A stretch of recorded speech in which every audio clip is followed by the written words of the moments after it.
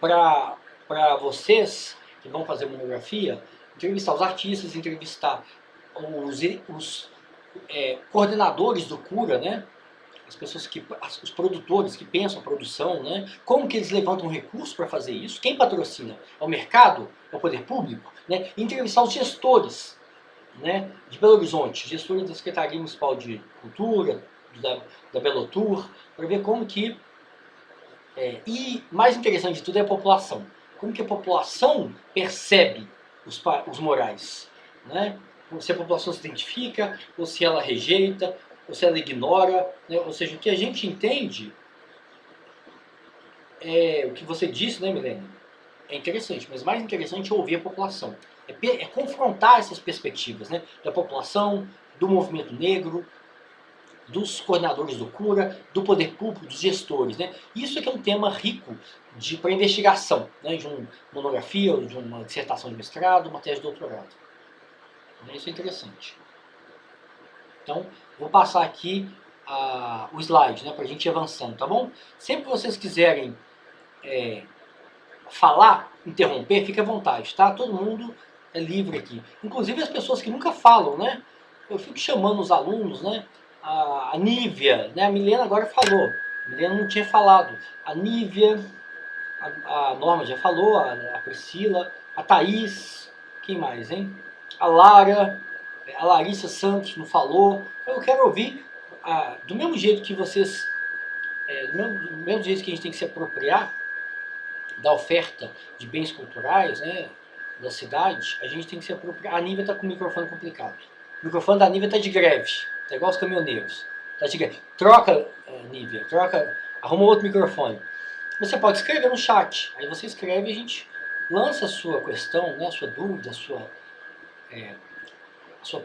observação, né, aqui para todo mundo, tá bom? Então é importante você Professor, Pode falar, Thaís. é que assim, eu não tô participando muito, é que eu não tô sentindo que eu tenho muita propriedade para falar, que eu não entendi 100%, por isso que eu tô tentando mais focar.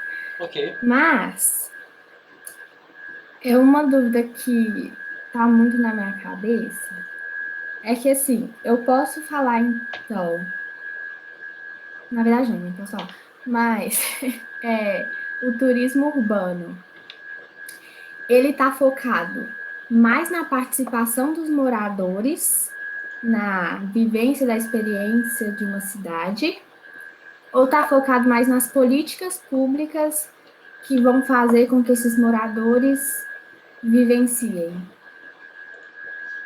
Então, o turismo urbano, ele quer... Vou até ler aqui para você. Ó. Eu mudei o slide, vocês viram que eu mudei o slide?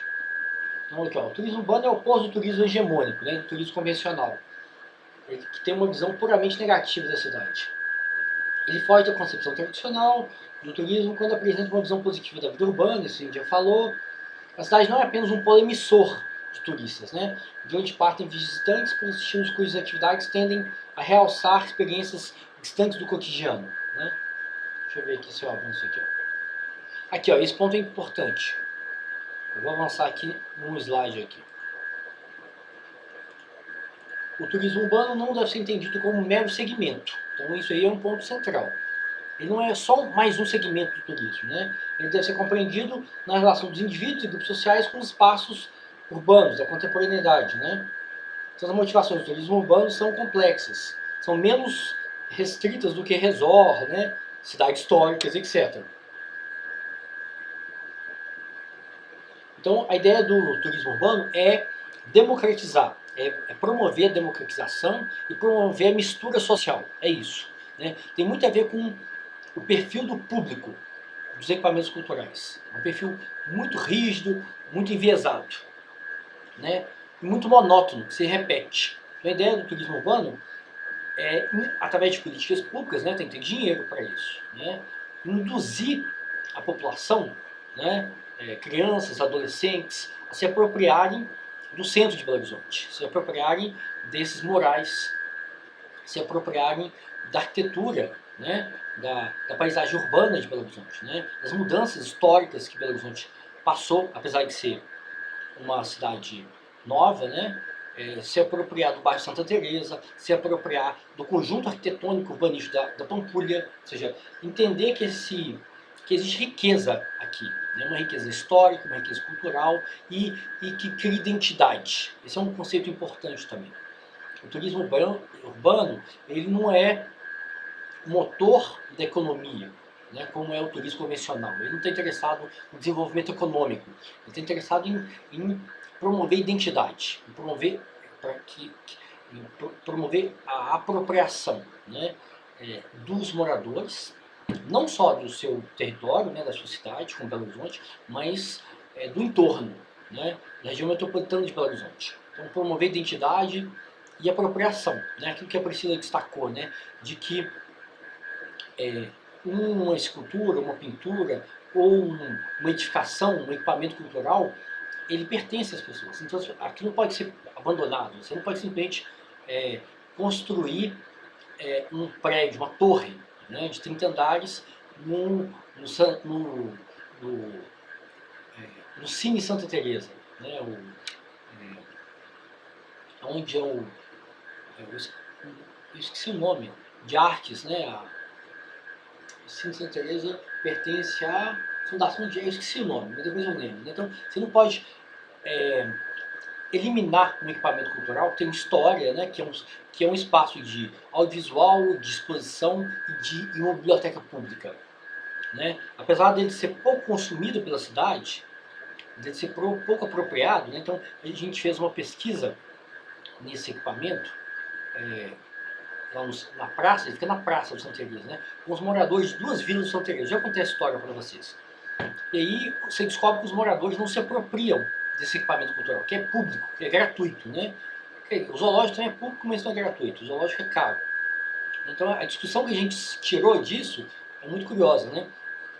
A discussão é que você tem um equipamento cultural riquíssimo, público e gratuito, que a prefeitura comprou o prédio, reformou o prédio, mantém uma equipe de profissionais lá, mantém acervo lá, né? Tem mostras de cinema, você tem cinema, exposição e biblioteca, né?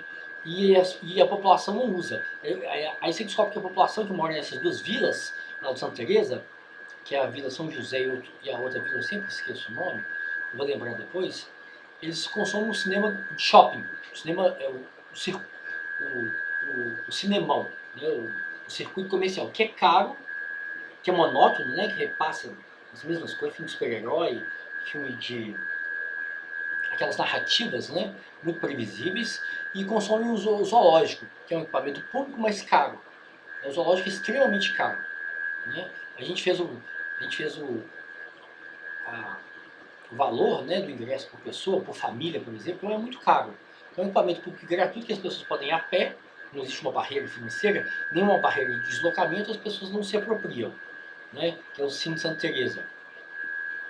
E o zoológico, que é caro, e o cinema convencional, o circuito comercial de cinema, que é caro, as pessoas se apropriam. Né? Então, esse é um exemplo bom, outro exemplo de pesquisa também para a gente explorar. Né?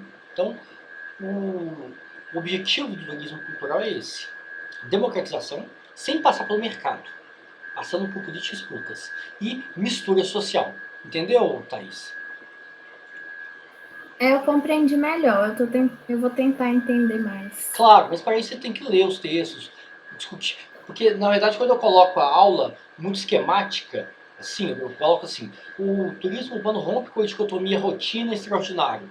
Fica muito esquemático, né? Então, daí vocês têm que ser capazes de desdobrar essa ideia, né? Para desdobrar essa ideia, tem que ler os textos que eu passei, pode ler outros textos, né? Pode discutir em sala, né? Discutir na aula síncrona, né? No ensino remoto emergencial. Aqui, ó, pode usar o chat, pode falar. A Larissa escreveu. Mas então, eles não consumiam mais por não ser promovido, ou por não terem uma certa educação adequada para entender e apropriar daquele espaço ou daquela arte. Então a conclusão que a gente chegou é que não havia uma política de democratização daquele espaço cultural, ou seja, os gestores do Cine Santa Teresa não estavam preocupados com o perfil do público, Então isso é central. Se um equipamento público ou privado, não importa, né? Inhotim, por exemplo. Inhotim está preocupado com a ampliação do público, com o perfil do público, quando ele promove um dia gratuito, quando ele faz convênio com escolas, para atrair escolas, é gratuito também pelas escolas, claro, né? Você não vai cobrar de aluno de escola pública ingresso, que o ingresso de Inhotim é R$ 25, eu acho, né? 30, sei lá. É caro, né? Então, a gente identificou que os gestores daquele equipamento cultural não estavam interessados, né, em identificar o perfil do público. Se você não conhece o público que consome o seu bem cultural, a sua oferta, você não tem um problema. A melhor forma de ignorar as coisas é não pesquisar sobre as coisas. Então, se você acha que o perfil é heterogêneo, o perfil é diversificado, e o público é grande, você não está preocupado em ampliar o público, em diversificar o público. Então você não faz pesquisa. Então a gente identificou que não havia uma política de pesquisa de perfil de público, né? Ou seja, eles não estavam preocupados com isso. E a gente identificou que o público que mora perto do Cine Santa Teresa não se identificava com parte dos bens que eram ofertados naquele. Então o cinema é um cinema muito de mostra, né? Parece com a Sala Humberto Mauro. Vocês conhecem a Sala Humberto Mauro? Também é um cinema público e gratuito, é dentro do Palácio das Artes. A Sala Humberto Mauro é antiga, tem uns 40 anos, né? Ou mais de 40 anos. E ela apresenta mostras, cinema europeu, cinema francês, cinema coreano, cinema japonês, ou seja, é um nicho de audiovisual muito de clubismo, né? Muito fechado, muito elitista. Então, o público do entorno dessas duas comunidades, dessas duas favelas, não se identificava com a oferta, né? E então esse problema não era percebido pelos gestores, né? Respondendo aí a questão que a Larissa colocou aqui no chat, né? Vamos seguir aqui no slide, né, para a gente ir discutindo.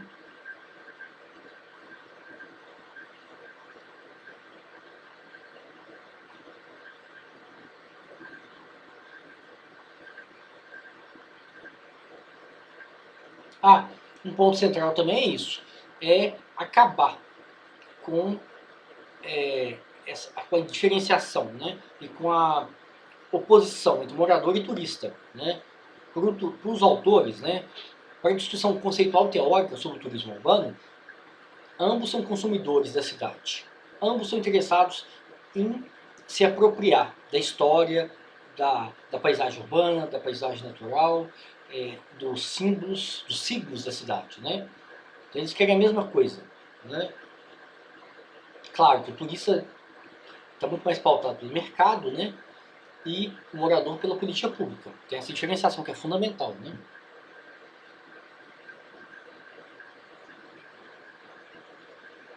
Aqui, deixa eu passar o slide aqui para vocês acompanharem.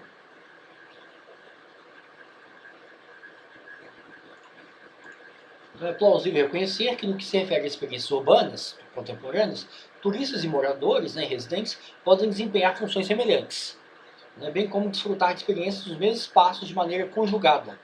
O espaço geográfico é o principal objeto do consumo do turismo, propõe englobar residentes turistas como usuários da cidade, como consumidores de lugares.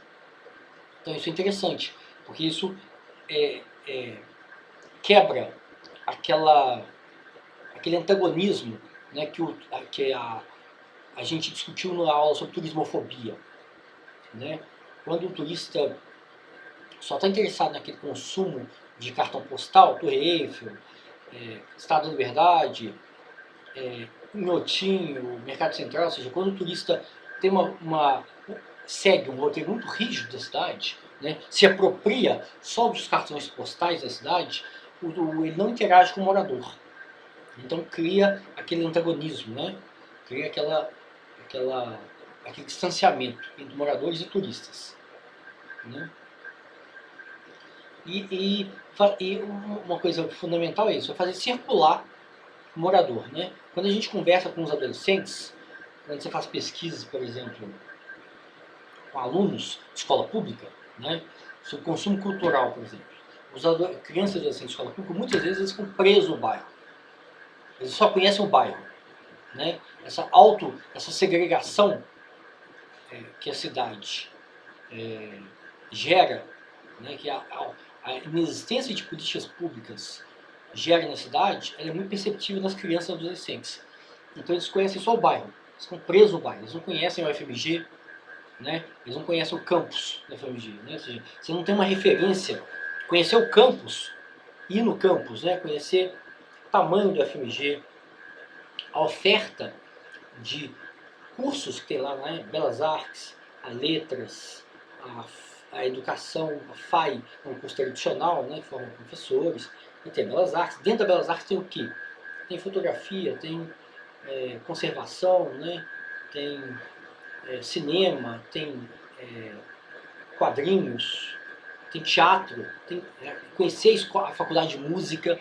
Então, esse é uma das características mais marcantes da segregação urbana, é como que crianças e adolescentes ficam segregados, ficam presos no seu bairro, porque eles desconhecem as referências da cidade, né? Seja o FMG, seja o centro, seja o Santa Teresa, seja os painéis, né, os murais do Cura, né, a arte aberta para a cidade, né, seja o festival Duelo de MCs lá do viaduto, né, ali da Praça da Estação, o próprio Museu da Praça da Estação. Vocês conhecem o Museu da Praça da Estação?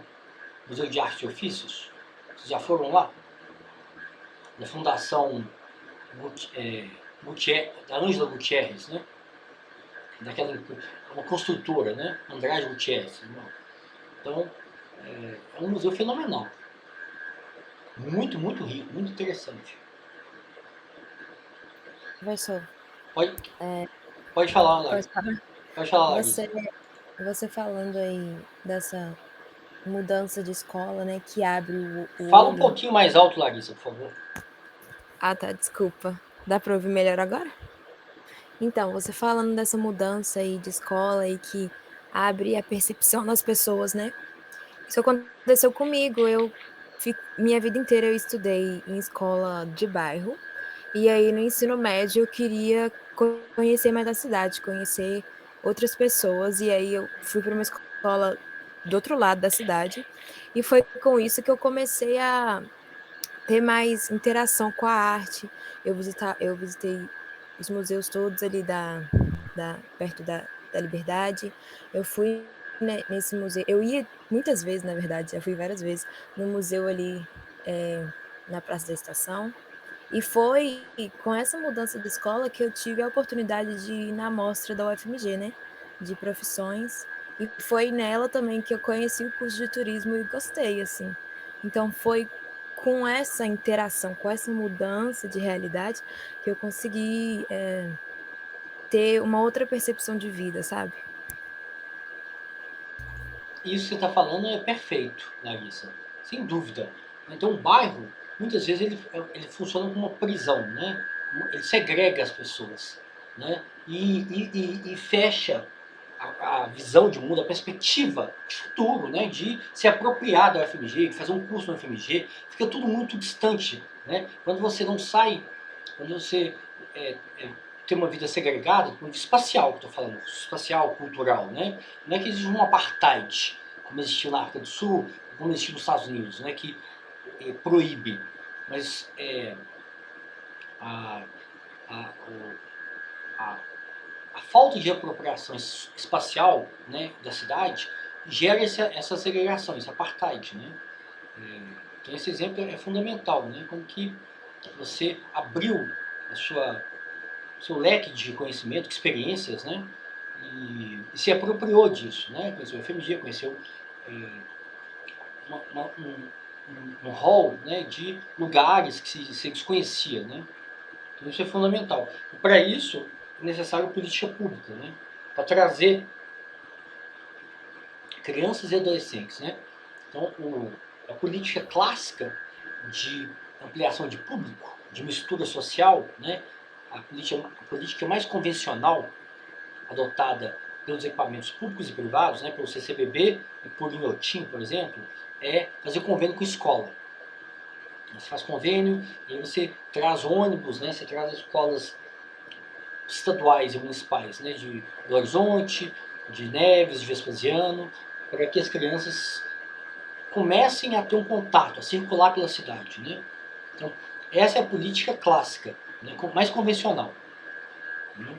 Professor, Oi, Priscila, pode falar. eu já tenho um depoimento diferente, acho que quem falou agora foi a Larissa, né? Isso. Eu já tenho um depoimento diferente da Larissa, aí eu não sei se é exceção, que eu não tenho memórias a respeito, não sei se é exceção, mas todo o conhecimento que eu tive inicial de contato com a arte foi por meio da escola, vindo de um contexto de bairro, porque eu sempre estudei na mesma escola, desde da primeira série até o terceiro ano, aqui no Qual Justinópolis. escola? Qual escola, Priscila? Como Escola chama? Escola Francisco Cardoso Assunção, fica aqui no Justinópolis, Ok. é Ribeirão das Neves. E eu sempre estudei no mesmo colégio, e eu lembro que, tipo assim, a vida toda, às vezes mudava um pouco por causa de diretoria, mas sempre tinha políticas de manter o aluno em contato com outros ambientes, né? Então eu lembro que a gente fazia muita excursão para clube, que eu nunca tinha ido num clube, né? E se dependesse do contexto econômico familiar, eu não ia ir. Sim. Levava a gente para o museu, né? Circuito da Praça da Liberdade. Nesse processo também conheci a UFMG, que a gente ouvia falar assim, mas nunca tinha ido, né? Sim. E aí a escola, a presença dessas políticas possibilitou que, tipo assim, eu conhecesse o Palácio da Liberdade, fazendo confusão aqui. Mas Palácio da Liberdade não, Palácio das esqueci, Artes? gente. Palácio das Isso, Artes? Palácio das Artes, tô fazendo confusão. Você conhece a Sala Então, Humberto Mauro, lá que passa filme? lá no... No Palácio das Não, Artes? sim. Então, assim, a escola, ela possibilitou, ela fez essa ponte, esse acesso. Eu lembro que na época ela levou a gente para conhecer até o Ministério Público. E aí tinha uma guia, né, dentro do Ministério Público e levou a gente, tipo assim, em todos os lugares importantes lá. Então, a presença da política pública, ela faz muita diferença da mesma forma que a ausência dela deixa o déficit, né? Exatamente. Priscila, Pode falar, você não. que trabalhou no CCBB, a maior parte das exposições lá são gratuitas, não? Sim. No período que eu fiquei no CCBB, eles disponibilizam vouchers. Então, assim, eu não, do período que eu fiquei lá, eu não lembro de exposições que foram cobradas, na verdade, Não, acho que porque eles é sempre fazem. gratuito, sempre gratuito. Já fui do CCBB do Rio, já fui aqui, em Brasília também, é sempre gratuito. Eles fazem a liberação de vouchers, né, professor? Só para registrar mesmo as pessoas, quantidade, essas coisas assim. Mas é um espaço aberto, Norma. Não, eu conheço, é só porque eu fiquei na dúvida se todas eram gratuitas, porque eu já fui várias vezes, eu trabalhava próximo, na hora do almoço eu ia ali naqueles museus, né? E aí eu assisti algumas coisas, ou na hora do almoço, ou na hora da saída. Uma questão que você coloca, Frederico, do lado de Santa Teresa, eu acho que aquele circuito ali da Praça da Liberdade tem um atrativo, digamos assim, né? O que leva talvez mais pessoas é porque em frente ao CCBB, por exemplo, tem um ponto de ônibus, né? Eu, quando vou daqui da minha casa para a universidade, eu troco de ônibus ali, porque meu ônibus aqui de casa não vai até a universidade, então eu troco de ônibus ali. Então, em alguns momentos, às vezes, você pode aproveitar aquele intervalo, dependendo do seu horário, né? E fazer uma visita, mesmo que rápida, né? Então, isso também, eu acho que na hora de se implantar um atrativo, um museu, alguma coisa, tem que se pensar também na mobilidade da pessoa chegar ali, né? No caso de Santa Teresa, você se refere ao público que mora lá, Mas, assim, talvez para quem não mora lá, chegar até lá não tenha tanta facilidade. Tem uma barreira financeira aí, né? Tem um custo alto, né? A passagem de Belo Horizonte é uma das mais caras do Brasil, né? A gente sabe disso, Mas aí o que a prefeitura poderia fazer? Ela poderia reduzir o custo da passagem, né? Ou poderia fazer um convênio com as empresas, né? Para fazer circular a população para, por exemplo, aqui em Belo Horizonte é uma cidade caracterizada por festivais. Aqui você tem o FIC, Festival Internacional de Quadrinhos, Festival FIT, Festival Internacional de Teatro, Festival Internacional de Dança, e etc. Não vou lembrar de todos. O FAM, Festival de Arte Negra, ou seja, e esses festivais são muito concentrados, né, nos equipamentos culturais da zona da Centro-Sul. Né? A Centro-Sul, como tem mais teatros, tem mais cinemas, tem mais espaços culturais, né? Tem o Palácio das Artes, tem o Sesc, ali na Rio de Janeiro, que é um espaço muito rico, muito bom, né? Tem uma série de equipamentos que ficam concentrados na Centro-Sul. Então a prefeitura tem que ampliar a oferta de transporte, de mobilidade, né? Aí, ou passagem reduzida ou gratuidade, né? Nos dias dos festivais, né? No final de semana, por exemplo, né? Então isso é uma forma de você criar o acesso, né? Tirar a barreira financeira, né? E, gente, eu passei aqui o slide, mas então o exemplo da Larissa e o exemplo da Priscila é o mesmo, né? Foi a escola. A Larissa teve que mudar de bairro, né? Mudar de escola, e a Priscila teve acesso a uma escola que tinha uma política cultural, né? Para apropriar, né? Para que os alunos se apropriassem do território, dos equipamentos culturais, né? Da oferta cultural de Belo Horizonte, né? Não sei se você também foi em outras cidades da região metropolitana, né? Mas passa pela escola, né? A escola é fundamental. A escola não é só para ensinar matemática, né? E português, o que já é fundamental, claro. Mas é também para quebrar essa segregação, né? Essa segregação espacial, socioespacial, social e espacial, que crianças e adolescentes, né, de classe popular vivem, né? Que é muito comum, né? Então, o turismo urbano, eu mudei aqui o slide, tá? Ele está dando sujeito, né? A gente já discutiu isso, aos efeitos da sazonalidade. Então, isso eles contrapõem completamente ao turismo convencional, né? Esse ponto é interessante. Ele não está sujeito aos efeitos da sazonalidade, né? E atrai turistas com motivações mais heterogêneas, mais variadas, né? Sem uma associação com um perfil mais padronizado do turismo, por exemplo, de praia, né? Um perfil mais padronizado do turismo de resort, do beach park, ou de cidade histórica, por exemplo, né? Então,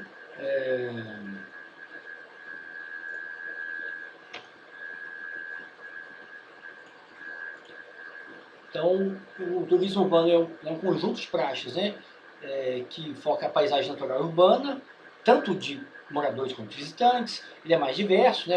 Menos previsível do que esses segmentos específicos do turismo, né? Como o segmento de turismo de lazer, entretenimento em resort, ou usar histórica. Os turistas estão em busca de experiências que serão satisfeitas por um conjunto de elementos imersos na paisagem da dinâmica urbana, né? E você tem o compartilhamento das experiências entre turistas e moradores, né? Não há mais um antagonismo, uma diferenciação entre turistas e moradores, né?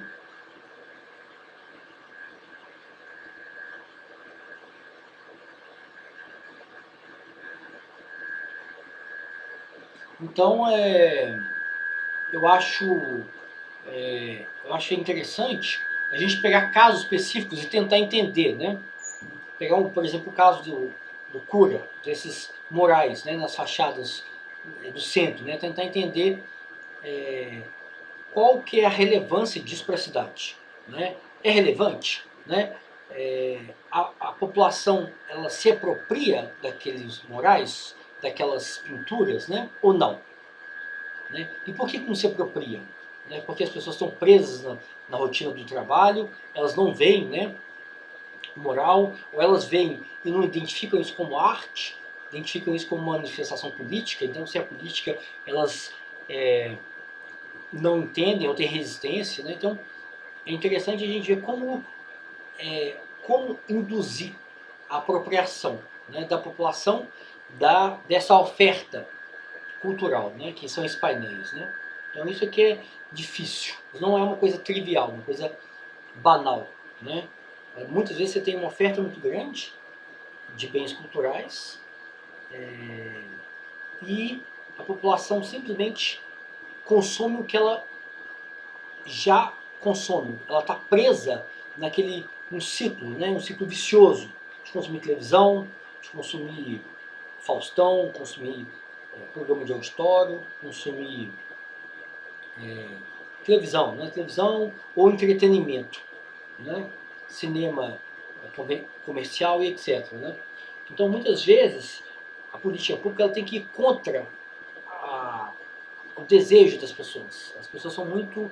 As pessoas, eu digo todo mundo, né? A gente é muito conservador. As pessoas elas têm uma resistência ao novo, uma resistência a sair da inércia. Então, às vezes, você apresenta, né, por exemplo, a exposição do Basquiat. Foi lá no CCBB. Né, que é um artista morreu com 25 anos, eu acho, 20 e poucos anos, né? Um artista de arte urbana de Nova York. Né? Uma tela do Basquiat custa 100 milhões de dólares. Esse é como ele morreu muito novo, ele interrompeu a produção dele. A maior parte da produção dele está em galerias privadas, né? Em coleções privadas. Né? Tem pouca exposição pública em museus. Né? Então o CCBB fez essa exposição, eu não lembro o ano, foi 2017, 2018, não lembro. Talvez a Priscila lembre, que ela trabalhou lá. E foi uma exposição muito rica, muito interessante, né? Mas as pessoas não conseguem sair da sua inércia, né? Do seu consumo do mais do mesmo. Né? Então, uma dos desafios da política pública em relação ao turismo urbano é isso, é quebrar essa resistência das pessoas, né? Essa inércia das pessoas. A gente acaba, todo mundo, né? Eu, vocês, a gente acaba consumindo mais do mesmo. Né? A gente tem uma tendência a sempre ouvir a mesma música, ver o mesmo tipo de filme, ir nos mesmos lugares. Né? Isso é todo mundo. Né? Então, um dos maiores desafios da política pública é atrair o morador da cidade para uma coisa nova, uma coisa que vai causar um estranhamento para ele. Né? Que vai quebrar. Vamos usar aquela escala do Cohen, que a gente viu sobre autenticidade. Né? Escala de estranhamento e familiaridade. Né? A gente é muito conservador, a gente sempre costuma ficar aqui, ó, mais próximo desse polo da familiaridade. Né? E o novo, que é estranho, a gente tem mais dificuldade, né, de buscar. Né? E aí é a política pública, induzir, né? Mostrar por que os pintores brasileiros são interessantes. O que é a pintura brasileira? Né? Tarsila do Amaral, que pintou Guerra, como chama o painel dele? Guerra e Paz, alguém até escreveu aqui. Portinari? Portinari. Cândido Portinari? Isso, Cândido Portinari. A Tarsila do Amaral. Quem mais, hein? Tá vendo? A gente é tão ignorante que a gente nem sabe o nome dos principais pintores, né? A Tarsila do Amaral vem de São Paulo, vem da Semana de Arte Moderna, né? Vem quando a arte no Brasil dá uma virada, né? Na literatura, na pintura, né? O Mário de Andrade, o Oswald de Andrade, né? Ou seja, é um movimento que veio quebrar, né? As barreiras, romper com a tradição. Né? Então isso é muito interessante. Né? E até hoje a gente não se apropriou, né? Impressionante, uma arte no início do século XX, né? A Semana de Arte é de 1922, até hoje a população brasileira não se apropriou da Tarsila do Amaral. Né? Uma arte da segunda década do século XX e ainda é estranho para grande parte da gente. Né? E é uma arte que diz sobre o Brasil, né? Tem uma visão, traz uma visão nova, né? Rompe uma pintura convencional, né? A pintura classicista e tal. Então, os desafios do turismo urbano. É isso que é o ponto que vocês têm que explorar, né? Na síntese da aula e no trabalho final. Os desafios, deixa eu até abrir aqui as perguntas do trabalho final, né? Os desafios do turismo urbano é que são maiores, são muito maiores do que... Porque o turismo urbano ele depende de política pública, depende de você ter recurso e ter uma concepção da cidade, da oferta da cidade, da apropriação da cidade, uma compreensão do perfil, como que o perfil do público de equipamentos culturais é um perfil muito elitizado, muito rígido. Então, os desafios do turismo urbano são muito maiores do que o turismo convencional. O turismo urbano tenta promover a democratização e a mistura social, o que é muito difícil, né?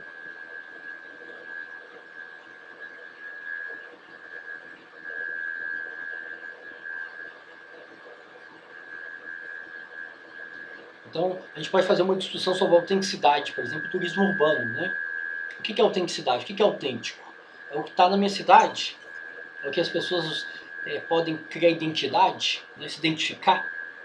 Então, autêntico são os painéis, são os murais do Cura, ou é o Museu de Arte e Ofício, ou é o conjunto arquitetônico, né, urbanístico da Lagoa da Pampulha, ou é o duelo de MCs, que acontece embaixo do viaduto, ali na Praça da Estação, né, no Santa Teresa. Então, a discussão de autenticidade também, conexão com a discussão sobre autenticidade também é importante para o turismo urbano, que aí tem um significado de identidade, né? Não é só o que é novo, o que é estranho, é de identidade. É de criar uma identidade com a história do território. Né? Isso é interessante também. Professor, Pode falar, Luiz. só para ver se eu consigo entender mais ou menos essa parte aquela parte, quer dizer, que já passou da escala de estranhamento. Ela seria que quanto mais o sentimento de estranhamento está presente na sua visita, enfim, mais autêntico seria. Essa é a ideia dela, não é? Você está falando que a escala, o sentido da escala é quanto mais próximo do familiar, maior identificação? Quanto mais próximo do familiar, maior identificação, é isso? Não. Por exemplo, não há ainda... por exemplo, vamos pensar no painel, né, nesse painel do Cura, nesses murais. Ainda não há uma apropriação da população desses bens culturais. As pessoas ainda não conhecem ou não se apropriaram. Né? Então, eles causam estranhamento para as pessoas. Né? Então, à medida que as pessoas forem se apropriando, elas podem... Essa manifestação artística, cultural, histórica, simbólica, pode criar uma identidade. Né? Vai tirar a pessoa daquele consumo, daquela inércia, né, que é a pessoa de consumir televisão, programa de auditório, ou TikTok no celular, né, consumir Instagram, essas coisas rápidas, e prestar atenção na cidade, prestar atenção na história da cidade, prestar atenção no significado que esses murais trazem sobre a cidade. Né? Então, na verdade,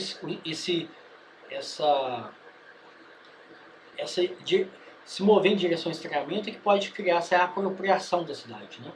Essa identidade. Entendi. Obrigado. Então, outro ponto importante também, que a norma chamou atenção, que está no texto do Tiago Alves, que é um pesquisador da USP, né, um professor do curso de turismo da USP, que estuda o turismo urbano, esse ponto é importante, né, que a cidade não é apenas um polo emissor de turistas. Né? Até então, a cidade era um polo emissor, que mandava turista para o turismo de entretenimento, turismo de lazer, né? Turismo de sol e praia, né? O turismo de férias, de julho, férias de janeiro. Né? Então, né, na verdade, é voltar o interesse e a descoberta para a cidade. Né? Então, essa questão da democratização, né, que já está aqui para vocês, né, da mistura social.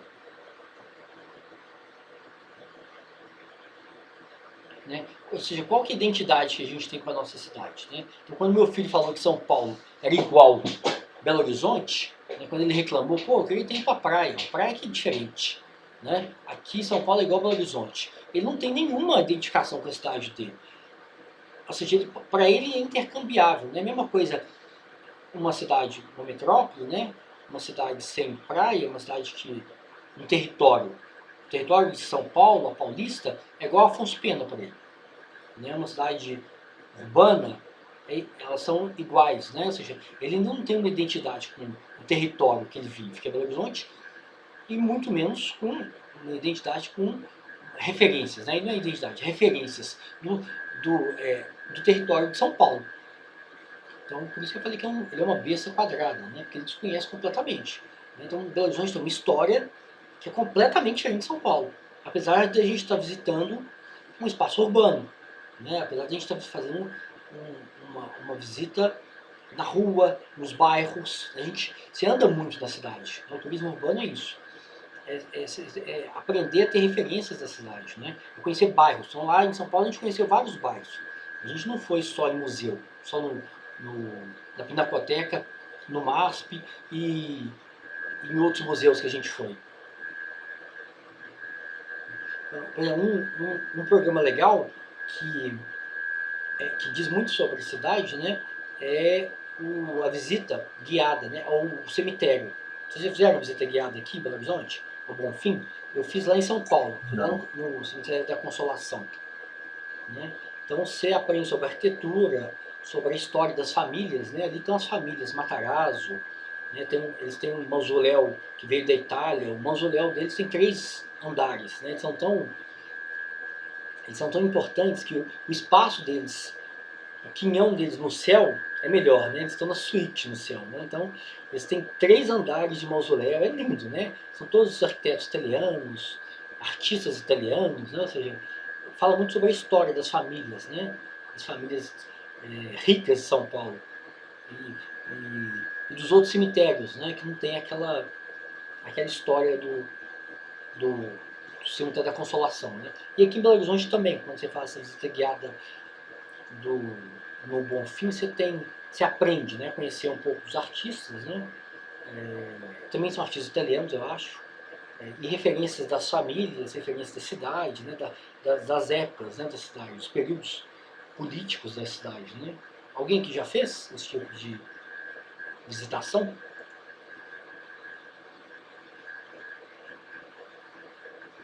Vocês não conhecem nada de Belo Horizonte também. Vocês só conhecem turismo para vocês é só ir praia, né? É igual meu filho. Vocês não têm. A gente só vai pra praia só vai pra praia às vezes. e pro beach park, para ficar na água morninha, né? No meu caso, eu não posso me defender. Porque, Oi? tipo, no Oi, meu caso, eu Milena. não posso me defender porque quando eu mudei pra cá, já estava nesse contexto de pandemia. Então, tipo, não tive como sair, né? Ah, Fiquei em sim. casa. Não, claro. Você veio de onde? Você veio de qual cidade? Eu vim de. Eu sou de Salvador, mas eu morei em Juiz de Fora. Aí depois eu fui para Uberlândia. Aí de Uberlândia eu fui para Contagem. Aí já em Contagem eu já tive esse contexto já da pandemia. E agora eu vim para Belo Horizonte. Você conhece mais Minas do que muito mineiro. Você já morou em Juiz de Fora, isso é legal. Eu nunca morei. Eu conheço Juiz de Fora, mas eu fui a trabalho, não conheço bem lá, né? Aí eu adorei. Nossa. Lá tem uma cultura carioca, né? A Norma deve gostar de lá. Lá eles torcem pro Flamengo. Mineiro fica puto, né, cara? Mineiro que torce pro Flamengo, Fluminense, Botafogo, Vasco. Sim, tem uma influência muito forte do Rio. É pertinho, né? 2 horas do Rio, eu acho. Né? Sim, eu ia de ônibus pro Rio, porque aí quando eu ia visitar Salvador, eu pegava avião no Rio. Legal. Então, era bem pertinho mesmo. E você morou em Uberlândia também? Isso. Aí é outra cultura, né? Hein? Aí é outra cultura, completamente diferente, né? Goiânia ali tá forte a influência, né?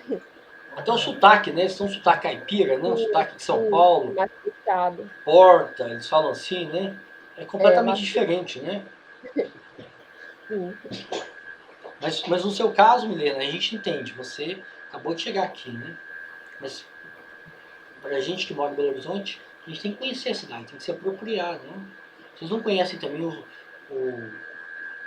os equipamentos culturais lá do Santa Teresa, né? O arquitetura lá do bairro Santa Do Santa Teresa. Teresa eu conheço um pouco, mas bem pouco. É que a gente tem o costume de buscar sair daqui, né? Sair de perto. Isso é um negócio que eu tenho me cobrado bastante. Apesar de que agora não tem muita opção, né? A gente tem que conhecer onde a gente está. Isso é muito difícil. Eu vejo pouco incentivo, a gente fala pouco. Esses dias mesmo eu descobri esse negócio do Bonfim. Eu não sabia que tinha, eu tenho interesse de ir. Mas tá difícil, né, nesse contexto. Não, agora é impossível. Agora, a saída é a internet, a visita virtual, né? Então, o turismo virtual, até pedi um trabalho para vocês, o turismo virtual, ele tem muitas... ele tem uma conexão com a democratização, né? Democratizar não é possível democratizar o acesso a muitos territórios, né? A muitos lugares, a muitas cidades no mundo, né? A gente vive numa sociedade desigual, uma sociedade que demora muito a incluir as pessoas no mercado de trabalho, a renda, a educação, né? Nós somos uma sociedade, o Brasil é uma sociedade muito lenta na ampliação da classe média, né? Na inclusão via educação, via renda, via trabalho, né? Então, o turismo virtual, mesmo para a classe média, né? Visitar a China, visitar o Japão, visitar, sei lá, Machu Picchu, visitar determinados lugares, pode ser muito caro. As pessoas não têm dinheiro, as pessoas têm que pagar a escola, né? A escola, a classe média que paga a escola privada é muito caro, com saúde, financiamento né, do imóvel, ou seja, as pessoas não têm dinheiro para investir no deslocamento, para investir no turismo convencional. Então, nesse período de doença, isolamento, barreira sanitária, né? A Europa está toda fechada para o Brasil e vai ficar assim um bom tempo, né? Então, o turismo virtual ele amplia, né, o acesso a informações, a experiências, a referências culturais, né, que de outra forma seriam impossíveis para as pessoas. Então, você ter, por exemplo, um espaço de imersão aqui em Belo Horizonte, né? Então, o Espaço do Conhecimento, vocês conhecem o Espaço do Conhecimento do UFMG, que é na Praça Liberdade? Né? A diretora do Espaço do Conhecimento é a professora Diomira. Vocês já tiveram aula com a Diomira? Não, né? Ela é professora do curso de turismo, ela é economista, né? Ela que é diretora do Espaço do Conhecimento. Então, ela estava me contando que ela está fazendo um convênio, né, com um museu de Paris. É uma exposição, ela até foi nessa exposição, né, lá em Paris. Começou em Tóquio, tem Paris, tem vários lugares que você tem um nível de imersão muito grande por causa da tecnologia de realidade virtual. Então você tem imersão na obra de artistas, né, Van Gogh, esses artistas famosos, artistas pop, né, e tem também apresentação de sítios arqueológicos, de lugares de uma forma absurdamente rica, uma imersão total. Né, você tem projetores e tem um investimento muito grande em tecnologia, né, que você como se estivesse naquele ambiente, sabe? É uma coisa muito interessante. Então, ela vai trazer essa exposição, eu esqueci o nome do museu, Museu das Luzes, uma coisa assim, lá em Paris, que tem essa imersão numa realidade, né, ampliada, ou realidade virtual, né, que é um negócio realmente fora de série, não é o que a gente conhece, o que a gente está acostumado, sabe? Então, não sei se vai ser em 2021 agora que ela vai conseguir montar essa exposição, mas eu estou chamando a atenção para isso, né, que você pode visitar um ambiente, você pode ter acesso ao Espaço do Conhecimento, que é aqui em Belo Horizonte, quando a gente voltar para a vida, né, voltar para a rotina, que vai te apresentar um ambiente que você não teria acesso. Um ambiente no Egito, ou na Rússia, e etc. Né? Então, realmente é uma revolução esse nível de tecnologia, né? Porque ele realmente permite uma imersão. Né? Se você pode ter essa imersão na sua cidade, isso é uma forma de ampliar, de democratizar o acesso a essa experiência. Né? Professor, Oi, o Lucas pode estava falar. falando. O Lucas estava falando que que ele ficou sabendo recentemente dessa visitação no Bonfim. Por exemplo, eu não sabia que tinha esse tipo de turismo aqui em BH, nessas. Antigo, tem visitas guiadas, né? Eu já fui no Bonfim e agora em São Paulo eu fui no Cemitério da Consolação. É muito legal. Então, aqui eu não sabia. Os Em mortos, São Paulo, muitas vezes os mortos são mais interessantes que os vivos, viu, gente? Você tem que, sabe, tem mais uma história mais rica, mudaram a cidade, né? Então é mais interessante visitar os mortos do que os vivos, do que o Big Brother, do que o Fiuk chorando no Big Brother. em São Paulo, professor, não foi uma visitação guiada, mas eu já fui naquele cemitério de São Paulo que fica ali na Vila Madalena, que tem aquele espaço ali com muitas pinturas e tal. É interessantíssimo, porque tem muitos monumentos, muitas coisas lá dentro, mas aqui eu não sabia realmente. A norma até chamou atenção para o termo, né, que chama Dark Turismo, né, turismo sombrio, o turismo que é um turismo urbano também, né, que é o exemplo clássico de Dark Turismo, né, é a visita a campos de extermínio, né, Auschwitz, né, ou a espaços que tiveram algum tipo de violência coletiva, né, como a Guerra Civil, né, lá em Ruanda, tem memoriais, né? Ou pode ter um memorial aqui em Brumadinho, né?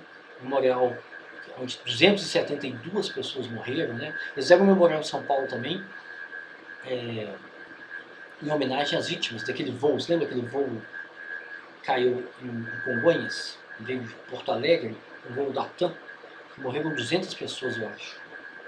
Então, o Dark Turismo tem a ver com em conhecer, né? Essas experiências traumáticas, né? Coletivas, né? O Lucas está falando aqui, né? Turismo Macabro, né? Tem essa série. Já me falaram dessa série, mas eu não lembro de assistir na Netflix, né? Eu nunca vi.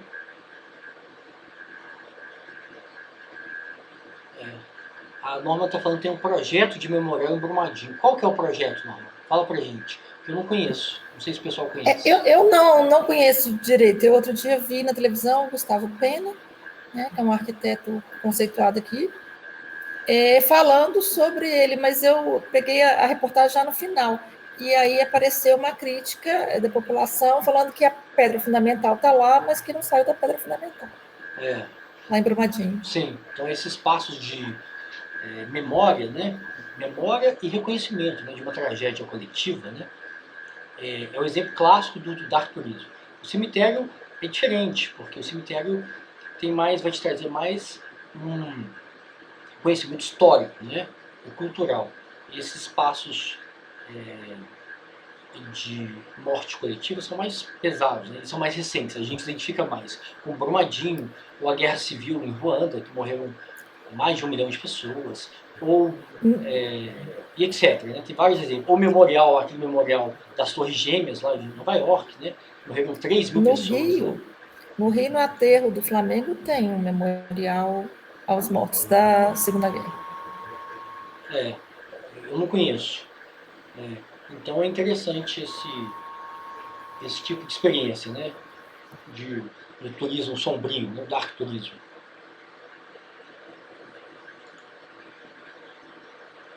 E é um tipo de turismo que as pessoas também não estão acostumadas, né? Que apresenta um atrativo que não é essa concepção paradisíaca que a gente tem, né? De praia, de gente bonita, de lugar bonito, de ser servido, né? De ter garçons, de você estar numa espécie de uma ilha idílica, né? Paradisíaca, né? Ou seja, o turismo sombrio também, como o turismo de realidade. O turismo de realidade, que a gente vai ver no último tema, né, da disciplina, algumas teorias, algumas correntes teóricas classificam, né? Entendem o turismo de realidade, o turismo de pobreza, o turismo de favela, né? Como uma espécie de turismo sombrio, né? Isso é discutido, né? Não é um consenso, não, né? O turismo de realidade é trazer um atrativo que a gente rejeita, né? As pessoas, é igualzinho o meu filho, né? Você fala assim, você pergunta para as pessoas, você fez turismo de realidade no Rio? Não, claro que não. Por que eu vou conhecer favela? Eu já conheço favela. Então as pessoas dão respostas como meu filho. O que é mentira, as pessoas não conhecem aquele território, né? Aquilo não é uma favela genérica, é uma favela de cinema, uma favela de televisão, né? É um território. Aqui, ó, a Norma colocou aqui a referência aqui do memorial. Depois eu vou entrar, né? Memorial de Brumadinho, né? Que eu acho que é o escritório mais famoso, né, Norma, de arquitetura, né? Eu não sei se eles fizeram a Aqui, cidade ilustrativa, né? Mais famoso de Belo Horizonte, né? Cidade administrativa é Niemeyer. Ah, sendo Niemeyer, é verdade, verdade. Não sei se eles ajudaram, eu vi uma coisa assim, bonito, eu abri aqui, não, muito, assim, impactante, né, o formato da edificação do prédio, né, e esse símbolo também, eu não sei o que é isso, tem uma peça grande, não sei se é de ferro, né, eu entrei aqui no site para ver. O problema todo é que esse memorial vai ficar muito presente, né? Porque Minas tem 800 barragens, né? Todas construídas sem segurança, eu acho. Então, o risco de acidente ainda vai durar décadas, né? Porque até esse risco diminuir ou desaparecer vai demorar décadas para isso, né? A gente está cercado dessas bombas, né? Está cercado dessas barragens. Nesse projeto tem uns recortes no telhado, vamos por assim, né, na cobertura, em que vai entrar luz natural no dia 25 de janeiro, ao meio-dia, que foi o horário, né, da tragédia, e vai incidir num monumento, digamos assim, lá dentro, numa espécie de arte. Vai incidir ali. Entendi. E vai ficar uma coisa assim, que vai chamar bastante atenção. Sim. A Priscila está falando aqui que o projeto é lindo, né? É impressionante mesmo. Agora tem que pagar, né? A Vale tem que... Ontem eu vi que a Vale fez um acordo, você viu? O Estado aceitou o acordo. A Vale e o Estado estavam brigando, né? Por um acordo de compensação, né? E chegaram numa cifra de 37 bilhões de reais. Ou seja, vale a pena destruir o ambiente e matar pessoas, né? Se você paga nisso, é fundamental essa indenização, né? Agora, o problema todo são as outras barragens, né? São, eu acho, quase 800 barragens que a gente tem no estado, né? E todas assim, todas feitas de uma forma sem segurança, né? Então, outro ponto que eu acho importante também do turismo urbano, né, é que o foco é o morador, né? Que o foco é que o morador, a política pública tem que ser capaz de promover, né, de induzir o morador para que ele fique mais ativo, para que ele tenha uma identidade com o seu território, né? Então, a gente pode pensar que a gente pode buscar exemplos, né? Então, aqui no Brasil, a USP é o centro, né, de referência de estudo sobre turismo urbano, né? Esse autor que eu passei para vocês, o Thiago Alice, ele escreve muito sobre turismo urbano. Então, a gente pode buscar exemplos no Brasil e fora do Brasil de como que o turismo urbano é promovido, né? Então, lá em São Paulo, por exemplo, eles fecham a Paulista, né, no domingo, eles fecham o viaduto, né, o Minhocão, ou seja, as pessoas param num espaço banal, um espaço cotidiano, que elas transitam de ônibus, transitam a pé, que elas não prestam atenção, que elas não criam referência, não se apropriam, né? E aí, no final de semana, eles têm a oportunidade de usar, aí você tem artistas de rua, você tem culinária, comida, né? Você tem os museus, né? Os equipamentos culturais daquele território abertos, né? Para a população. Música, né? Claro, música é fundamental, show, essas coisas sempre fazem com que as pessoas fixem no território e comecem a circular por ali, né? E para que as pessoas criem identidade com esses espaços, são espaços muitas vezes só de veículo, né? Só de trânsito, sem uma identidade, né? Fica parecendo que aquele território não tem uma identidade. Tem, né? Muito rica a Paulista, né? Tem muitos equipamentos culturais lá. Tem a Fundação Moreira Salles, que a gente foi, tem a Fundação do Itaú, né? Tem um monte, tem um ASP, né? Tem aquela casa, como chama? Japão, Casa Brasil Japão. É um negócio fenomenal. São Paulo, eu falei pro meu filho, definitivamente, se você sair daqui entendendo que São Paulo não é Belo Horizonte, que Belo Horizonte não é São Paulo, já valeu a viagem, né? Você saber onde que você está. Você está numa cidade interessante, Belo Horizonte, mas São Paulo é outro patamar, né? Parece Nova York, São Paulo, né?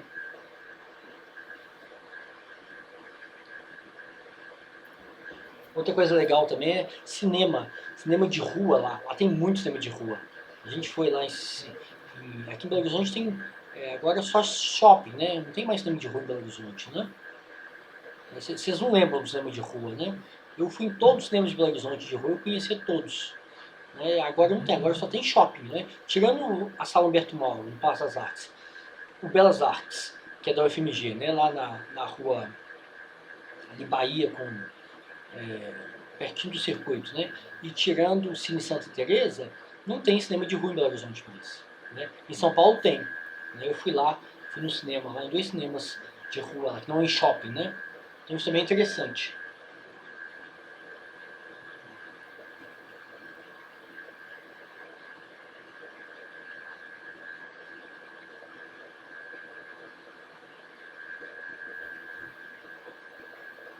Então, a gente pode fazer conexões, né? Quais conexões que a gente pode fazer com os conceitos, né? Com os temas que a gente viu nessa aula, com os temas que a gente já viu, né? Agora eu quero ouvir vocês. Eu quero ouvir quais conexões. Cadê os alunos? Cadê os alunos que estão aqui no nome, mas espiritualmente não estão aqui? Maísa. Oi, Maísa, cadê você?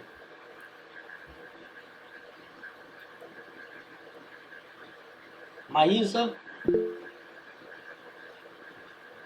Ah, o Lucas escreveu aqui, ó. O que eu mais associei foi o tema da autenticidade.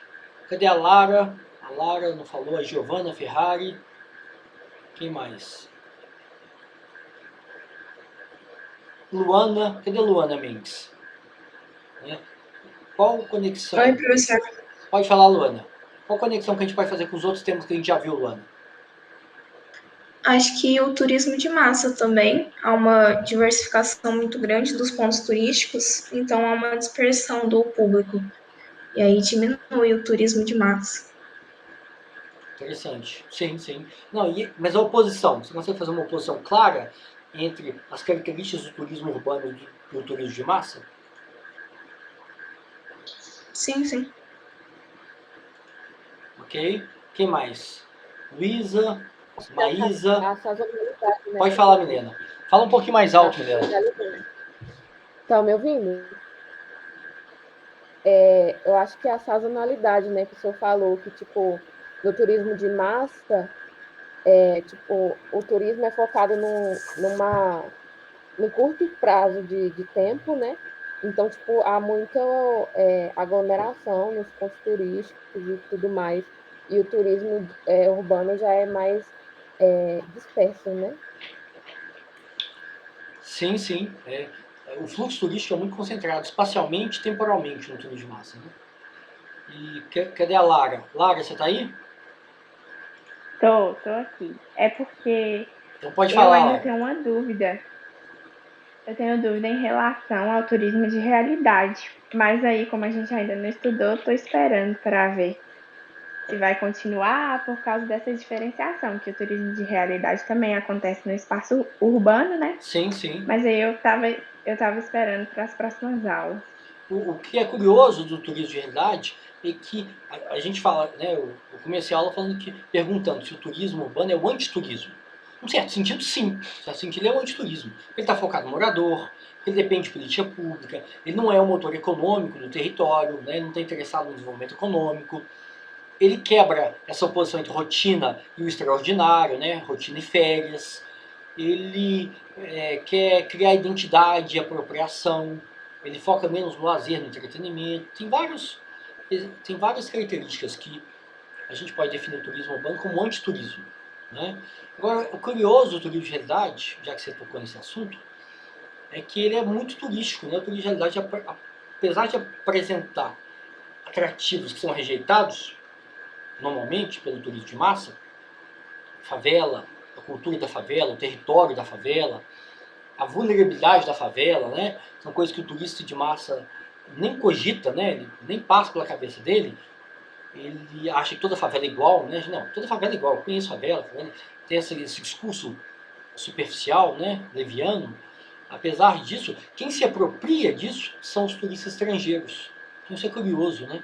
Que o morador mesmo da cidade, né, de Belo Horizonte, ou do Rio, de São Paulo, não vai na favela, não conhece a favela, ele rejeita a possibilidade, né? Ah, pode ter um circuito gastronômico de favelas de Belo Horizonte, né? A prefeitura até promoveu, eu acho. São bares, né, que fazem comida, é igualzinho bar, comida de boteco e tal. Mas as pessoas, não, eu conheço. Então, o curioso é que o atrativo menos convencional, que é uma favela, que o turista de massa mais rejeita, ele é absolutamente turístico, né? Ele é todo frequentado, né? O perfil dos turistas, né? As pesquisas do Rio mostram isso, por turistas estrangeiros. Mas o ponto não é esse não, Lara. Você saiu, você desviou, né? O ponto é o turismo urbano. Você tem alguma questão, alguma dúvida sobre o turismo urbano?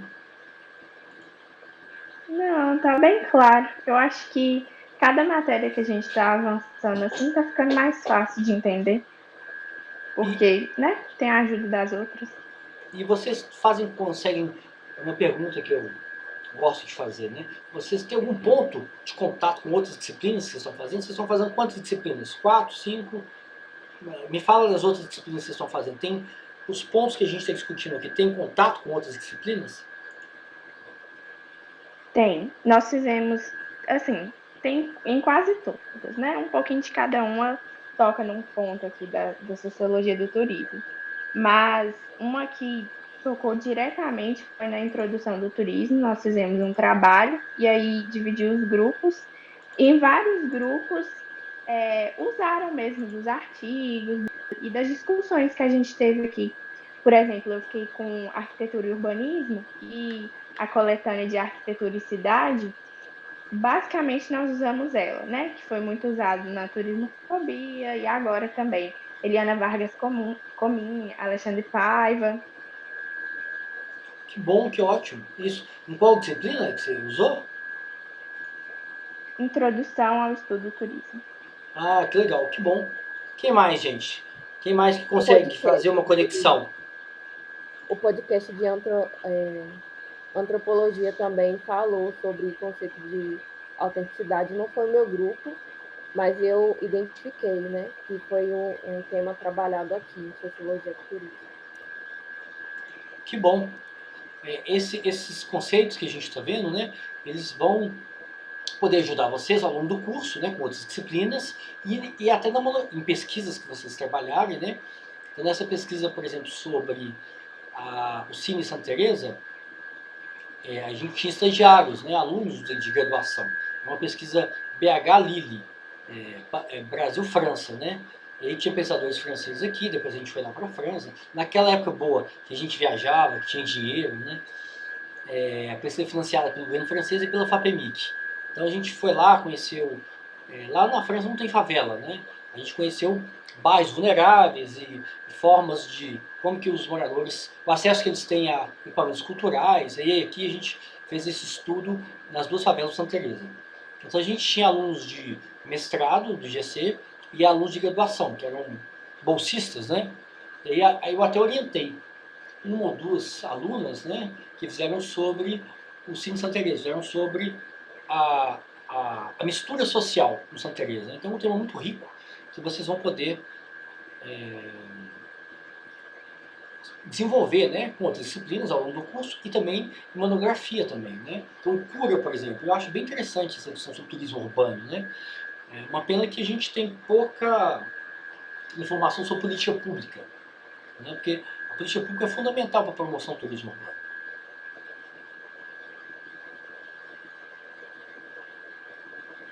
Professor, a Pode falar, gente pode Thaís. associar também o turismo urbano, tipo, igual, eu acho que você que falou na última aula, eu não tinha entendido direito, mas agora eu entendi que ele pode ser tipo uma solução para a turismofobia, justamente por causa das políticas públicas, né? Que vão ajudar tanto os moradores quanto a qualidade do turismo. Sim, sim, sem dúvida, né? Uma coisa que o turismo urbano promove também é uma descentralização dos roteiros, né? Você foge daqueles roteiros turísticos muito esquemáticos, muito rígidos, e começa a jogar os moradores e também os turistas, né, para circuitos e roteiros que não são, que são pouco explorados, que tem um fluxo pequeno, né? Como o bairro, né, os bairros de Belo Horizonte, ou, por exemplo, circuito cultural, circuito gastronômico em algumas favelas de Belo Horizonte, né? Então, ele consegue diminuir o fluxo turístico nesses atrativos que são muito saturados. Isso é interessante também, né? Essa contribuição do turismo urbano, né? Outra coisa também que é interessante, que é um link que a gente tem com a edição sobre turismofobia, que é você atrair os recursos e investimentos para o bairro, para territórios que não são convencionalmente foco de investimento público e privado, né? Isso é bem interessante, que é uma discussão, um link, né, uma conexão que a gente faz com a discussão sobre turismofobia, ou seja, privilegiar áreas que não estão saturadas, né, de turistas, de investimentos. Uma Savassi, por exemplo, né, sair da Savassi, sair da Centro-Sul, né, e para territórios que têm história, têm atrativos, que têm e que não recebem investimento, nem público nem privado. Então isso é interessante também. Isso é uma característica que se opõe ao turismo de massa.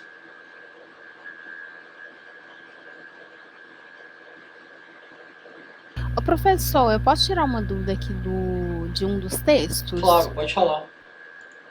Ah, sim. É porque teve um dos textos que eu acho que ele fez uma distinção que eu não consegui entender.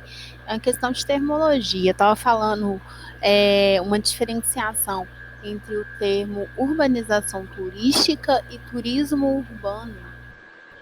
Ah, sim. Tem uma distinção aqui? Sim. Porque parece...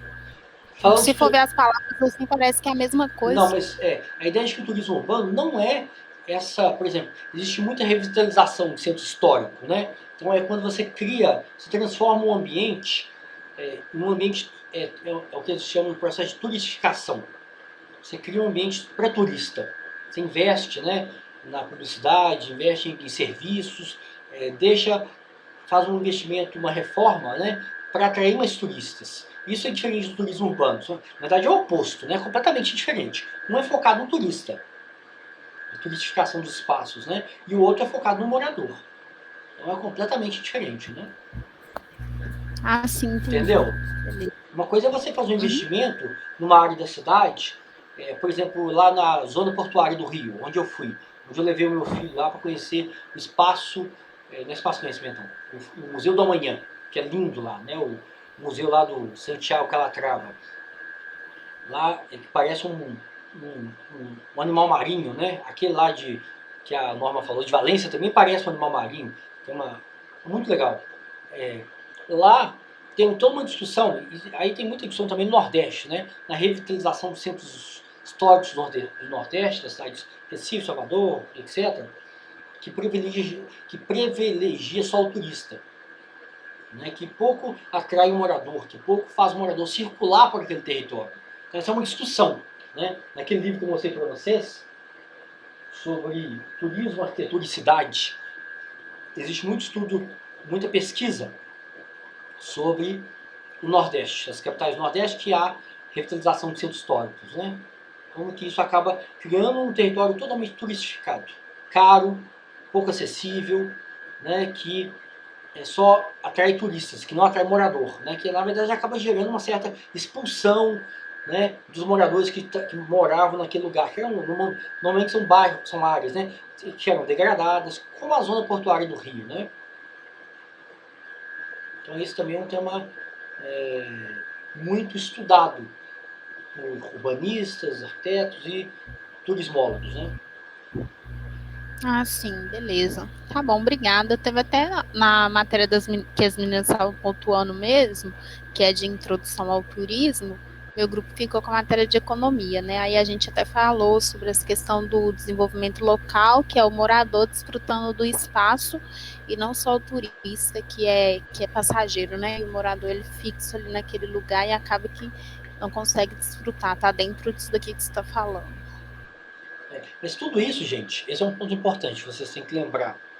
Tudo isso a gente precisa ter acesso a pesquisas, a textos, artigos que coletam dados. Então, se a gente vai falar da zona portuária do Rio, não é para falar mal. Não é falar assim, era melhor antes, era melhor quando tinha a perimetral, quando era tudo depredado, quando era tudo abandonado, quando era um ambiente muito abandonado, né, degradado. Não, não é isso. Mas é pesquisa, saber, olha, quem que frequenta aquele território agora? Agora que virou que teve um investimento imenso de dinheiro público, governo municipal, estadual e federal, é conhecer, buscar dados, com pesquisas da área de sociologia, da área de turismo, pesquisa da área de urbanismo, saber como que a população se apropria daquele espaço. Né? Então lá tem o Museu da Manhã, lá tem o Aqua Rio, né, o Oceanário lá também, que é muito legal. Lá tem um painel, eu acho o maior painel do Brasil, não é, Norma? De grafite, né? É enorme lá, é lindo, tem uns galpões lá. Eles fizeram um cobra, tá lá, alguém falou aqui do cobra, né? Então, tem artistas gêmeos, que são artistas de arte urbana de São Paulo, são muito famosos, né? Os gêmeos, o cobra, e outros artistas que eu não conheço, né? Eu não conheço isso. Mas fizeram uns painéis lindos, depois vocês entram na internet e veem as imagens que tem lá, os murais, não é painel, é mural. Eles fizeram pinturas nos galpões, né, naqueles armazéns que estão fechados. São 2 corredores enormes, gigantes, que tem murais dos 2 lados. Né? Então você tem esse espaço, você tem agora tem a London Eye, que agora é Rio, né? É aquela roda gigante, imensa, gigante, né? Tem cabines, aí claro, é caro, né? Não é? Então é importante fazer uma pesquisa de perfil de público, por isso que eu chamo atenção para isso. Né? Quem frequenta o Museu da Manhã, quem frequenta, qual o perfil do público, né? Que frequenta o Museu da Manhã, é turista ou morador, a classe, a raça, a escolaridade, a renda, né? Frequenta esses territórios. Se é um território exclusivamente turistificado, ou se é para morador, e quem são os moradores. Se é a classe média carioca, que é uma classe média muito rica, né? Muito abonada. Ou se também você tem moradores da periferia, de favelas, né?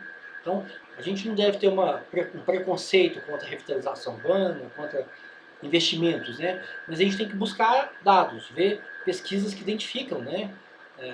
A circulação dos moradores nos territórios, o perfil do público do Oceanário, do Museu da Manhã, do Mar, que também é lá também, o Museu de Arte do Rio, que é lindo também, né? Tá bom? Então a gente deve sempre buscar informações, dados, para a gente discutir, né? E não ficar tendo só preconceito, né? Porque a realidade é mais complexa, né? As escolas, né, convênio com escola, uma forma de você democratizar o acesso é isso, é trazer criança e adolescente, né, para aquilo que eu falei, para eles saírem daquela segregação que eles vivem, né? O menino que mora na favela, que estuda na favela, que o pai trabalha na favela, né? Ou um bairro de periferia de Belo Horizonte, né? Qualquer bairro de Venda Nova, do Barreiro, ou da região metropolitana de Belo Horizonte, né? Então, como que é importante fazer essa criança, esse adolescente circular, né, pela cidade. E entender que ele precisa se apropriar da cidade. Conhecer o FMG, conhecer a PUC, conhecer o Museu de História Natural da FMG, né, conhecer o Museu de História Natural da PUC, porque as crianças e adolescentes não conhecem.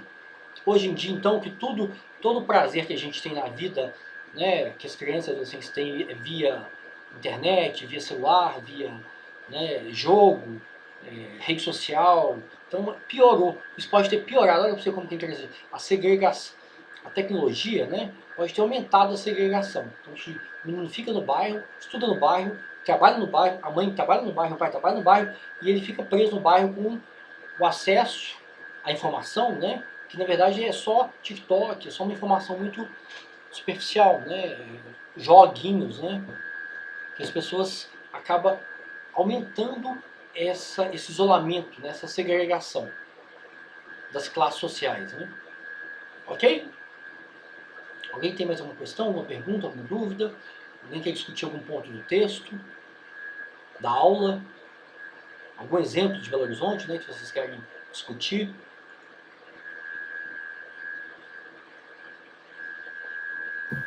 Eu coloquei aí, eu estou tendo aula de teorias do turismo com a professora Mariana, que é diretora do Isso, diretora, Museu de História Natural. Professora do turismo. Nossa colega lá. Isso.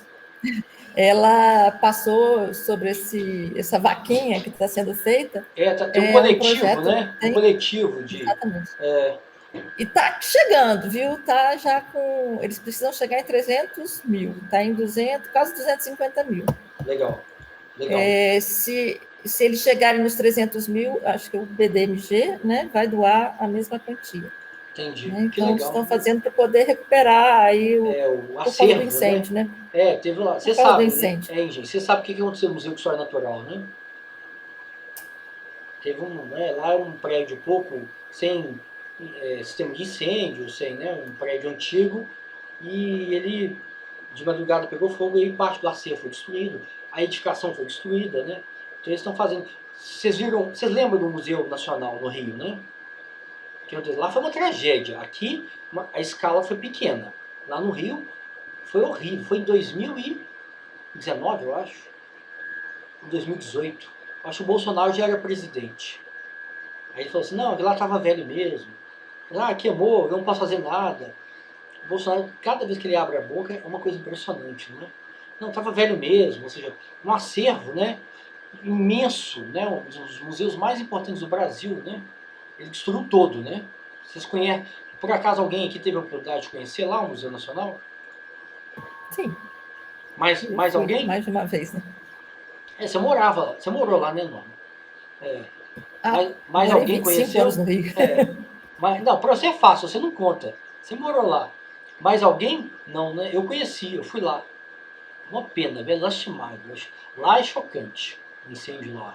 Aqui no FMG já é horrível, já é um impacto, né, destruição do acervo. Agora lá era lindo demais, né? Um lugar único. Né? Bom, então, gente, mais algum ponto que vocês querem discutir? Alguma questão? Alguma dúvida sobre os textos? Então, para a semana que vem, entrega do trabalho, entrega da síntese, ok? Podemos encerrar? Eu estou disponível, depende de vocês. Ok, então. Então, quem conseguir adiantar o trabalho intermediário pode me enviar, né, até quinta. Vamos colocar até quinta, porque senão eu não vou ter tempo de olhar, porque tem um monte de coisa para fazer. Aí, quem quiser me enviar uma avaliação prévia, eu dou uma lida, dou um retorno. E o trabalho final também. Quem quiser me enviar as questões do trabalho final, a gente está avançando, né, no conteúdo. Então, vocês já podem responder as questões do trabalho final até o turismo urbano. Tá bom? Me envia que eu faço uma avaliação prévia. Ok? Então, boa semana para vocês. Boa semana. E até segunda, até dia 8. Então, Até. Um abraço. Tchau, gente. Um abraço. Então, Tchau, obrigada. professor. Tchau. Um abraço. Tchau. Deus. Boa semana. Oh, professor, Pode falar. Ai, eu sou muito envergonhada. O trabalho do turismo virtual, você deu os textos, né? Mas eles são mais uma base, né? Porque é mais, tipo, a nossa visão juntando com os outros temas da aula também, não é? Isso, exatamente, exatamente. Mas é importante ler os textos, viu, Giovana? Não, então, é porque eu tava, tipo, com as questões do lado e nem nos textos, né? E aí, tipo, tinha coisa que eu já via de cara, mas tinha coisa que... Ai, perdão. Que não fica, tipo, muito esclarecida, mas acho que, igual, a parte de autenticidade. Eu não achei muito isso no texto, quer dizer, um dos textos ele fala, né, que meio que depende, porque teve um que ele já achou que era mais autêntico, e a outra mulher, ela achou que, tipo, não era tanto, então acaba juntando mais com os outros temas da aula também, né? Isso, exatamente, que a gente discutiu em sala, na aula síncrona, né? Que vocês fizeram a síntese, né, dos textos da aula. Mas se você tiver dúvida, pode me mandar a sua questão que eu leio, Giovana. Tá bom, aí manda no e-mail mesmo, né? Isso, manda no Word, tudo por e-mail. Eu posso mandar pelo Docs? Pode também, claro, pode. Tá bom, tá ótimo. Então. Obrigada, professor. Nada, um abraço. Tchau. Tchau, tchau.